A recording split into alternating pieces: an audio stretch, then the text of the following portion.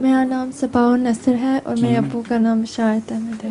جی حضور میرا سوال یہ ہے کہ حضرت مسیح موعود علیہ السلام کو خود حج کرنے کا موقع نہیں ملا، کیا کسی اور نے حضرت مسیح موعود علیہ السلام کی جگہ حج بدل کی ہے؟ حضرت مسیح علیہ السلام کی جگہ کسی اور نے حج بدل تو نہیں کیا، لیکن حج پر حضرت کیا نام تھا ان کا، پیر صاحب، ہاں منظور محمد نہیں، ان کے والد نے جب حج کیا تو حضرت مسیح موعود علیہ السلام کا ایک پیغام پڑھ کے سنایا رسول اللہ علیہ وسلم کے نام. وہ بہت ہی دردناک پیغام ہے.